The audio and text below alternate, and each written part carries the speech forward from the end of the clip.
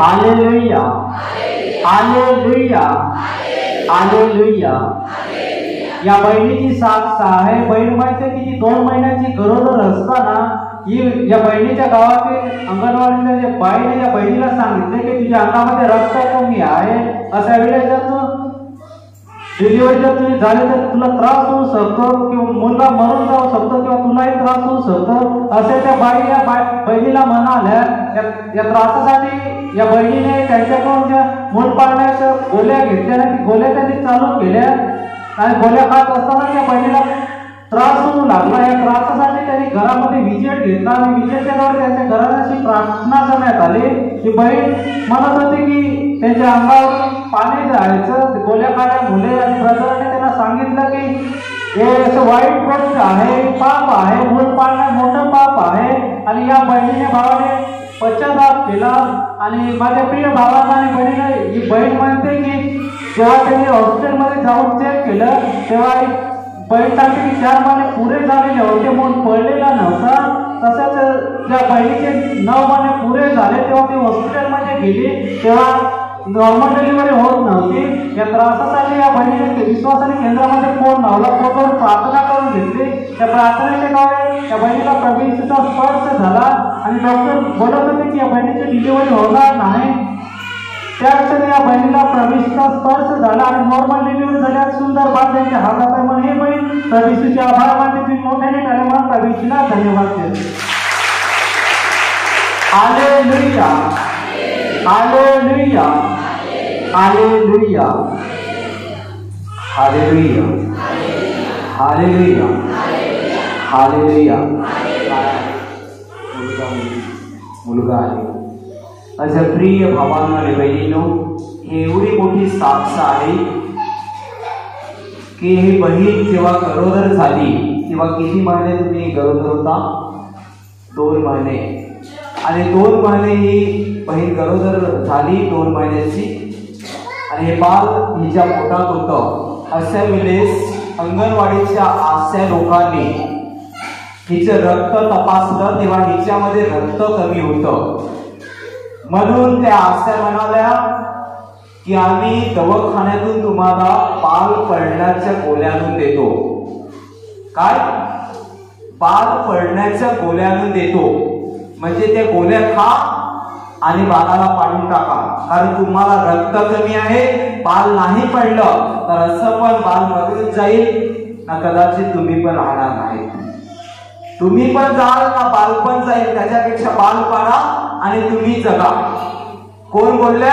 अंगणवाडीच्या आशा यांच्या गावातल्या.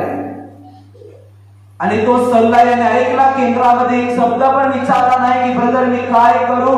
त्यांनी तर असा सल्ला दिला की आता गोळ्या खा आणि बाळ पाडून टाका.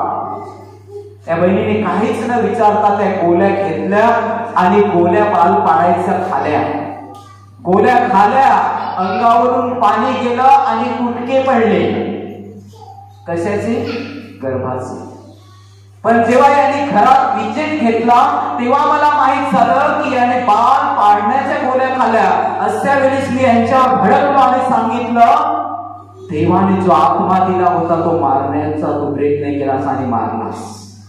तुला सेवा होईल किंवा नाही होणार, पण तुझ्याकडे एक मौका आहे. गुडघे टेकून रोज पश्चाताप करशील तर सेवा होईल. आणि कदाचित देवाची इच्छा झाली तर तुला बालपण देईल. मी एवढंच सांगितलं. हे दोघे पण तिथे खदखदा आपल्या घरी रडले.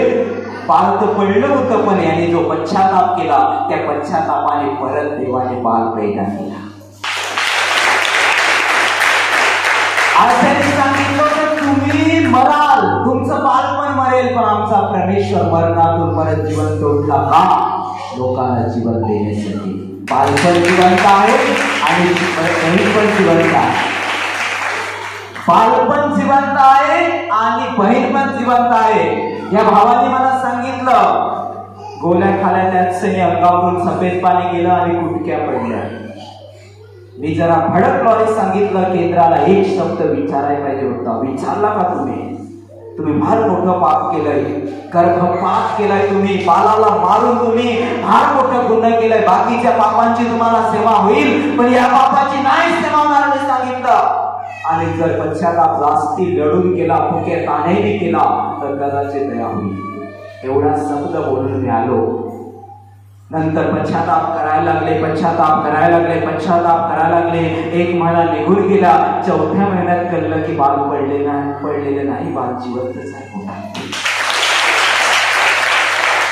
तर पाहिलं तर पडलेलं होतं, कारण फुटक्या पडल्या होत्या. काय पडले होते? गर्भाचे फुटके पडले होते. पण यांनी पश्चाताप केला. तोच पश्चाताप यांच्या जीवनात फल घेऊन आला आणि ते बाळ आले. म्हणून कधी पण तुम्ही निर्णय घ्याल, स्वतःने निर्णय घेऊ नका. केंद्रातल्या तुमच्या सेवकाला विचारा, मी काय करू ब्रदर? मी काय सांगतो समजतं? आज प्रवचन पण तसं होतं आणि साक्ष पण तसे आलेले आहे. Hallelujah, hallelujah. आणि ऐकलं नाही, त्यांचं ऐकलं, पण पुढे यांनी सांगितलं आम्ही ऐकून गुन्हा केलं, कारण बायबलमध्ये असं करणं पाप आहे, तुम्ही आम्हाला शिकवलं पण आम्ही ऐकलं नाही. आमच्या गलत्या झाल्या, लढून पश्चाताप केला. पश्चातापाने काय केलं? त्यांच्या हातात आज एक सुंदर मुलगा दिला आणि त्यांचं पण जीवन वाचवलं. धन्यवाद.